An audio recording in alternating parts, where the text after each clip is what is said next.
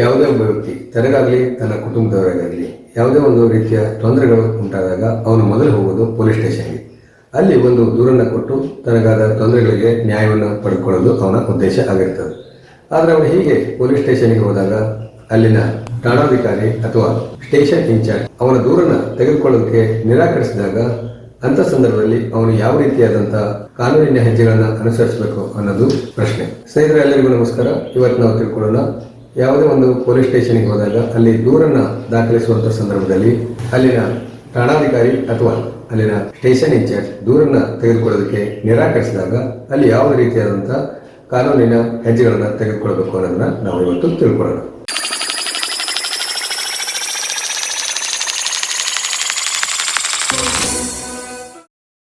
ಹಿಂದೆ ಭಾರತದಲ್ಲಿ criminal procedure code ಅಸ್ತಿತ್ವದಲ್ಲಿ ಇದ್ದಾಗ ಯಾವುದೇ ಒಂದು ದೂರನ್ನು ಕೊಡುವಂತಹ ಸಂದರ್ಭದಲ್ಲಿ ಆ ಘಟನೆ ಯಾವ ಒಂದು ಪೊಲೀಸ್ ಸ್ಟೇಷನ್ ವ್ಯಾಪ್ತಿಯಲ್ಲಿ ಸಂಭವಿಸಿರುತ್ತೋ ಅಂತ ಒಂದು ಪೊಲೀಸ್ ಸ್ಟೇಷನ್ ವ್ಯಾಪ್ತಿಯಲ್ಲಿ ಮಾತ್ರ ಆ ದೂರನ್ನ ಕೊಡಬೇಕಾಗಿತ್ತು. ಆದರೆ ಈಗ ಬಂದಿರುವಂತಹ ಭಾರತೀಯ ನಾಗರಿಕ ಸುರಕ್ಷಾ ಸಂಹಿತದ ಅಡಿಯಲ್ಲಿ 0 FIR ಅನ್ನುವಂತ ಒಂದು ವಿಶೇಷವಾದಂತಹ ಅನುಕೂಲತೆಯನ್ನ ಮಾಡಿಕೊಟ್ಟಿದ್ದಾರೆ. ಅದರ ಪ್ರಕಾರ ಯಾವುದೇ ಒಬ್ಬ ವ್ಯಕ್ತಿ ಒಂದು ಘಟನೆ ಸಂಭವಿಸಿದಾಗ ಯಾವ ಠಾಣಾ ವ್ಯಾಪ್ತಿಯಲ್ಲಿ ಆ ಒಂದು ಘಟನೆಗೆ ಸಂಬಂಧಪಟ್ಟಂತೆ ದೂರನ್ನು ಕೊಡ್ಲಿಕ್ಕೆ ಹೋಗ್ತಾನೋ ಆ ಠಾಣೆಯಲ್ಲಿ ಆ ದೂರನ್ನ ತೆಗೆದುಕೊಳ್ಳೋದಕ್ಕೆ ನಿರಾಕರಿಸಿದಾಗ ಅವನು ಆ ನಗರದಲ್ಲಿ ಇರುವಂತಹ ಇನ್ನೊಂದು ಪೊಲೀಸ್ ಸ್ಟೇಷನ್ಗೆ ಹೋಗಿ ದೂರನ್ನ ಕೊಡಬಹುದು. ಅಂದ್ರೆ ಆ ನಗರದಲ್ಲಿ ಇರುವಂತಹ ಯಾವುದೇ ಪೊಲೀಸ್ ಠಾಣೆಯಲ್ಲಿ ಕೂಡ ಅವರು ಈ ದೂರನ್ನ ದಾಖಲು ಮಾಡುವಂತ ಅವಕಾಶ ಇದೆ.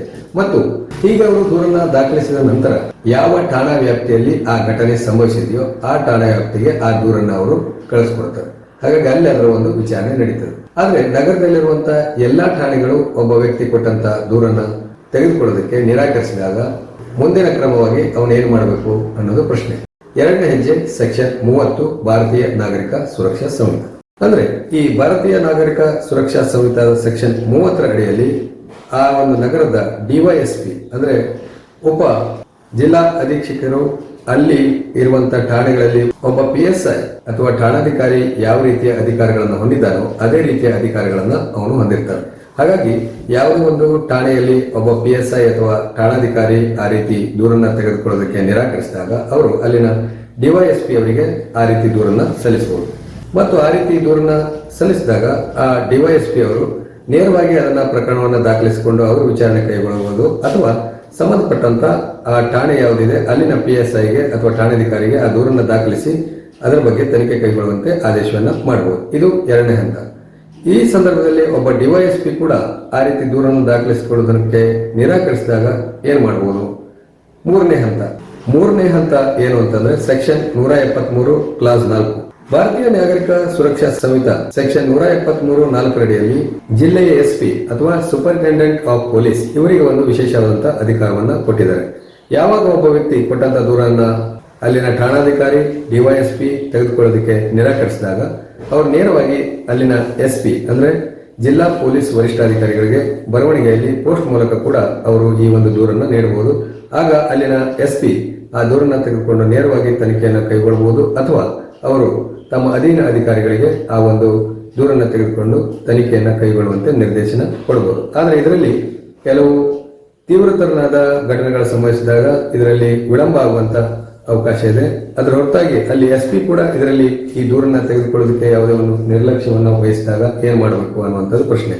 ಅದಕ್ಕೆ ಇಲ್ಲೂ ಕೂಡ ದೂರು ದಾಖಲಾಗಿದ್ದಂತಹ ಸಂದರ್ಭದಲ್ಲಿ ಮುಂದಿನ ಹೆಜ್ಜೆಯನ್ನ ಸೆಕ್ಷನ್ 125 ಕ್ಲಾಸ್ 3 ಅಡಿಯಲ್ಲಿ ತಗೊಳ್ಬಹುದು. ಅಂದ್ರೆ ನೇರವಾಗಿ ಈ ಒಂದು ದೂರನ್ನ ತೆಗೆದುಕೊಳ್ಳೋದಕ್ಕೆ ಈ ಪೊಲೀಸರು ನಿರಾಕರಿಸಿದಾಗ ನೇರವಾಗಿ ಅಲ್ಲಿನ ಮ್ಯಾಜಿಸ್ಟ್ರೇಟ್ ಬಳಿ ಹೋಗಿ ಅಲ್ಲಿ ಒಂದು ಅರ್ಜಿ ಮತ್ತು ಅಫಿಡವಿಟ್ ಅನ್ನ ಸಲ್ಲಿಸಿ ಏನು ಘಟನೆ ನಡೆದಿದೆ, ಯಾವ ಕಾರಣಕ್ಕಾಗಿ ಈ ದೂರನ್ನು ದಾಖಲಿಸಬೇಕು ಅನ್ನುವಂತ ಒಂದು ಸೂಕ್ತ ಕಾರಣವನ್ನು ಕೊಟ್ಟು ಅರ್ಜಿ ಮತ್ತು ಅಫಿಡವಿಟ್ ಅನ್ನ ಸಲ್ಲಿಸಿದಾಗ ಅಲ್ಲಿನ ಮ್ಯಾಜಿಸ್ಟ್ರೇಟ್ ಸೆಕ್ಷನ್ 175 ಕ್ಲಾಸ್ 3 ಅಡಿಯಲ್ಲಿ ಅಲ್ಲಿನ ಪೊಲೀಸರಿಗೆ ಆ ದೂರನ್ನ ದಾಖಲಿಸಿಕೊಳ್ಳೋದಕ್ಕೆ ಅವರು ಒಂದು ನಿರ್ದೇಶನವನ್ನ ಕೊಡ್ತಾರೆ. ಇದರ ಹೊರತಾಗಿ ಯಾವುದೇ ಒಂದು ದೂರನ್ನ ಸಲ್ಲಿಸುವಂತ ಸಂದರ್ಭದಲ್ಲಿ ಅಲ್ಲಿನ ಪೊಲೀಸರು ಕಂಪ್ಲೇಂಟ್ ರಿಜಿಸ್ಟರ್ ಮಾಡುವಂತ ಒಂದು FIR ರಿಜಿಸ್ಟರ್ ಮಾಡುವಂತ ಒಂದು ಪ್ರಕ್ರಿಯೆ ಹೊರತಾಗಿ ನೀವು ಅರ್ಜಿ ಕೊಡಿ ಅಥವಾ ಕೇವಲ ಒಂದು ಪಿಟಿಷನ್ ಕೊಡಿ ಅಂತೇಳಿ ಕೇಳಬಹುದು. ಪಿಟಿಷನ್ ನೋಡಿ ನಾವು ವಿಚಾರಣೆಯನ್ನ ಕೈಗೊಳ್ತೇವೆ ಅಂತ ಹೇಳ್ಬಹುದು.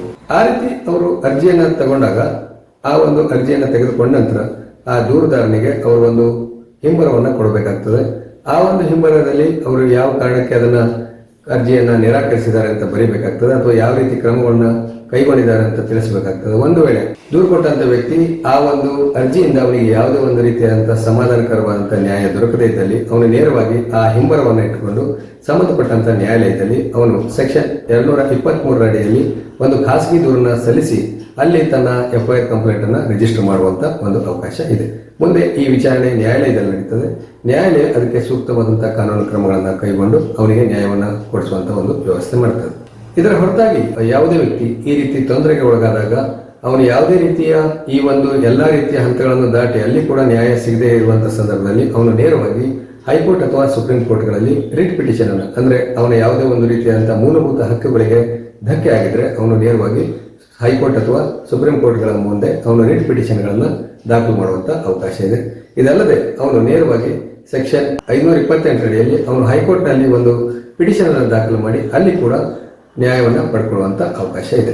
ಹೀಗೆ ಒಬ್ಬ ವ್ಯಕ್ತಿ ತನ್ನ ದೂರನ್ನ ದಾಖಲಿಸಿಕೊಳ್ಳಲು ವಿಫಲನಾದಾಗ ಈ ಒಂದು ಎಲ್ಲಾ ರೀತಿಯ ಮಾರ್ಗಗಳನ್ನ ಅನುಸರಿಸಿದ್ರೆ ಅವನು ತನ್ನ ದೂರನ್ನು ದಾಖಲಿಸಿ ತನಗೆ ನ್ಯಾಯವನ್ನ ಪಡ್ಕೊಳ್ಳುವಂತ ಅವಕಾಶ ಇದೆ. ಇನ್ನು ಯಾವುದೇ ಒಬ್ಬ ಸಾರ್ವಜನಿಕ ಅಧಿಕಾರಿ, ಯಾವುದೇ ಒಬ್ಬ ಪೊಲೀಸ್ ಅಧಿಕಾರಿ ಇರ್ಬೋದು, ಸಾರ್ವಜನಿಕ ಅಧಿಕಾರಿ ಅಥವಾ ಸಾರ್ವಜನಿಕ ಸೇವಕ ಅಂತ ಹೇಳ್ಬೋದು, ಅವನು ತಾನು ಮಾಡಬೇಕಾದಂತ ಕಾನೂನುಬದ್ಧ ಕಾರ್ಯಗಳನ್ನು ಮಾಡದೇ ಇದ್ರೆ, ಅಂದ್ರೆ ಯಾವ ಒಂದು ಪೊಲೀಸ್ ಅಧಿಕಾರಿಯನ್ನು ಕೂಡ ಸೇರಿಸಿಕೊಂಡು, ಅಂದ್ರೆ ಯಾವುದೇ ಒಬ್ಬ ಸಾರ್ವಜನಿಕ ಅಧಿಕಾರಿ ಇನ್ಕ್ಲೂಡಿಂಗ್ ಪೊಲೀಸ್ ಆಫೀಸರ್ ಇವರೆಲ್ಲ ಸೇರಿ ಯಾವುದೇ ಒಂದು ಮಾಡಬೇಕಾದಂತ ಕಾನೂನುಬದ್ಧ ಕರ್ತವ್ಯವನ್ನು ಮಾಡದೇ ಇದ್ರೆ, ಅಥವಾ ಒಂದು ಘಟನೆ ಸಂಭವಿಸಿ ಯಾರಿಗಾದ್ರೂ ತೊಂದರೆ ಆಗಿದೆ ಆದರೆ ಅವರು ಯಾವುದೇ ಒಂದು ಪ್ರಲೋಭನೆಗಳಿಗೆ ಅಥವಾ ಯಾವುದೇ ಒಂದು ಒತ್ತಡಗಳಿಗೆ ಅಥವಾ ಯಾವುದೇ ಒಂದು ಇನ್ಫ್ಲೂಯೆನ್ಸ್ ಒಳಗಾಗಿ ದೂರನ್ನು ದಾಖಲಿಸಿಕೊಳ್ಳದೆ ಯಾವುದೇ ಒಬ್ಬ ವ್ಯಕ್ತಿಗೆ ಅದರಿಂದ ತೊಂದರೆ ಆಗಿದೆ ಅಂದ್ರೆ ಸೆಕ್ಷನ್ 198 ಅಡಿಯಲ್ಲಿ ಅಂತ ಒಂದು ಸಾರ್ವಜನಿಕ ಅಧಿಕಾರಿ ಅಥವಾ ಪಬ್ಲಿಕ್ ಸರ್ವೆಂಟ್ ಅಥವಾ ಪೊಲೀಸ್ ಅಧಿಕಾರಿಯ ವಿರುದ್ಧ ಕೂಡ ಅವನು ಮಾಡಬೇಕಾದಂತಹ ಕಾರ್ಯಗಳನ್ನು ಮಾಡದೆ ಇದ್ದುದರಿಂದ ತೊಂದರೆಗೊಳಗಾದಂತ ವ್ಯಕ್ತಿ ಅವನ ಮೇಲೆ ಕೂಡ ಪ್ರಕರಣವನ್ನು ದಾಖಲಿಸಿ ಅವನಿಗೆ ಕೂಡ ಶಿಕ್ಷೆ ಕೊಡಿಸುವಂತ ಅವಕಾಶವನ್ನ ಸೆಕ್ಷನ್ 198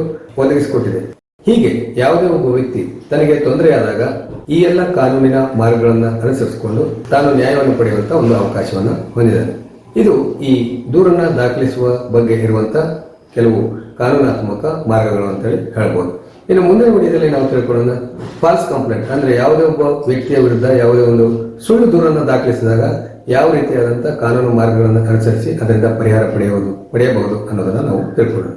ಸ್ನೇಹಿತರೆ, ವಿಡಿಯೋ ಚೆನ್ನಾಗಿದ್ರೆ ಸಬ್ಸ್ಕ್ರೈಬ್ ಆಗಿ ಎಲ್ಲರಿಗೂ ಶೇರ್ ಮಾಡಿ. ಎಲ್ಲರಿಗೂ ನಮಸ್ಕಾರ.